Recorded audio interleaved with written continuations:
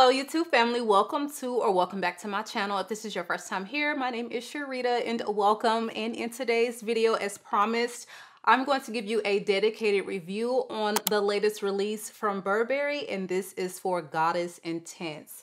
I had the opportunity to get my hands on this fragrance just a couple weeks ago, right before a wide release in the US, and I share my thoughts with you very briefly in a video. So I've had some time to sit with this fragrance, and I'm going to give you my unbiased, unfiltered opinion on this latest launch. And so without further ado, let's go ahead and jump right into today's video. So the original Burberry Goddess was released in 2023, and it was a hit. As soon as I had it, smelled it, wore it, I told you this is going to be a big hit for the house. Definitely going to be a flanker after flanker after flanker type of deal, because right now vanilla is truly trending. And if you thought it was starting to trend, like, the trend is absolutely here. It's full on. You will see in 2024, like, every house is going to have a vanilla on the market. And so when they launched the original Burberry Goddess, it was love at first sniff for me, okay? This was a vanilla lavender that wore so beautifully soft. Even though it had the lavender, it was done in a way that was just easy to tolerate, easy to wear. And there was a gourmand facet to it. It was so smooth and just well-rounded. And I think that for those who were not a fan of Libre necessarily, we really took to this. It was a vanilla lavender, but it was different from your Mon Guerlain, because Mon Guerlain, if you're not familiar, it is very forward on the lavender, but it's very sweet. It's very floral, and there are some beautiful complexities to that scent. But what I loved about this is it was its own vanilla lavender fragrance. And I thought they did a really stunning job with this. So the announcement of the Intense had me so excited. So the notes on the original were quite simple, straightforward. I think we had like a lavender. We had a couple different types of vanilla, the vanilla caviar, and just a touch of cacao. That was it. Very simple, but it worked very beautifully. Now, when I saw the notes for the new release, the Burberry Goddess Intense, it was not a conclusive list of notes, okay? And we know that now. And I wish I had access to that before I bought this. So the Burberry Goddess Intense has notes of 4 vanillas, okay? There are 4 vanillas featured in this fragrance. Lavender essence, and there was an addition of patchouli. If I had have known that there was patchouli, it really would have maybe given me a little pause, waited for me to actually try this in store, maybe on skin. So there are definitely some differences in these fragrances. First off, there is a slight price increase for the Burberry Goddess Intense. And when they say Burberry Goddess Intense, know that it is truly an intense. This has much louder, much stronger, much longer performance from the original. So, I mean, some may say that the price point is justified, but for me personally, this one wears very strong on the lavender to the point where it's almost astringent.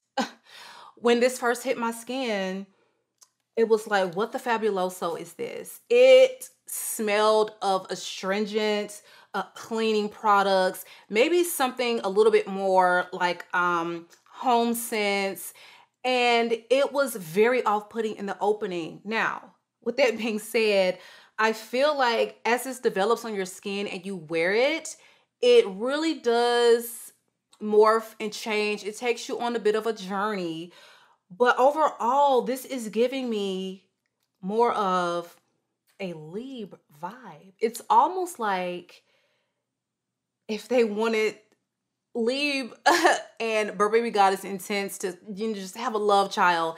That is what this is giving me, because when the Intense really develops on your skin and it starts to dry down, or at least get into that middle, you get that original Goddess kind of rearing its head in the way that you're getting that sweet vanilla come through. It does feel a little bit more well-rounded, but it can be very off-putting in the opening. Now, some people are getting a ton of patchouli. I don't get that, but I am getting something quite scratchy.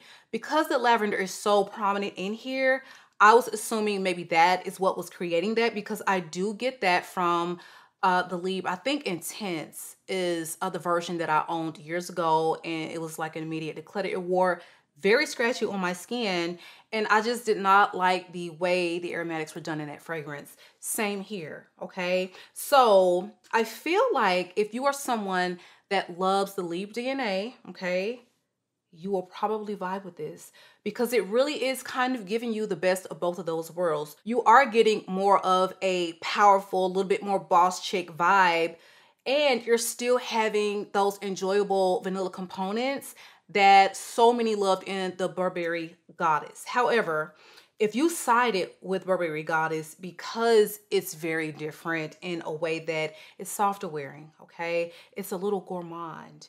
It is so easy to wear and just a little bit more subdued than the other lavender centric, you know, feminine targeted fragrances on the market, then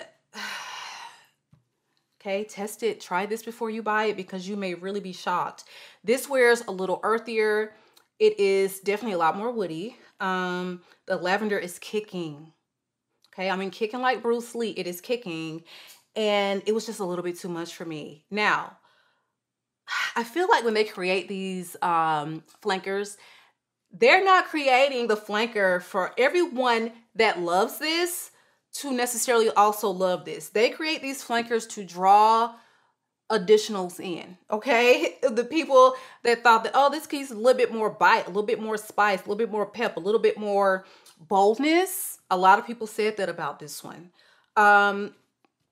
Okay, they're trying to draw you in. And like I always used to say, Libre, I just wasn't liking them. I wasn't vibing with any of them until the La Parfum. They're gonna flanker you to death until you find the one you like. And I feel like that's kind of where designers just kind of get you. Eventually they're gonna draw you in. And unfortunately for me, this was a hard no. So glad that I decided to try a travel size, okay? Because if I had bought a full bottle of this fragrance, it definitely would have been a return or a declutter, just depending on where I bought it from. Because if I bought it from Sephora and I could get my money back, would have got my money back. $178 for a 3.4 ounce. These designer prices are really getting up there, okay? But are the scents they giving us, are they giving us more? That can be debated. It can be debated. So I am dying to know what your thoughts are on this fragrance. So all in all, I thought that this release was definitely a disappointment for me, but I can definitely see a whole, you know, plethora of the population loving this fragrance, just because so many people love that Libre DNA. Again, it's almost like Libre, Burberry Goddess, they had a love child. So this is definitely going to be a win for some. But if you don't like that strong lavender essence, something earthy, if you're looking for a gourmand, honey, please get your nose on this fragrance first, because if you're expecting some real true to form iteration of a stronger wearing, but just as gourmand, just as soft, just as easy to wear version of the original Goddess, you're not going to get that. You're not going to get that. So you guys, I am dying to know, what are your thoughts on the new Burberry Goddess Intense? If you have tried it, do you love it?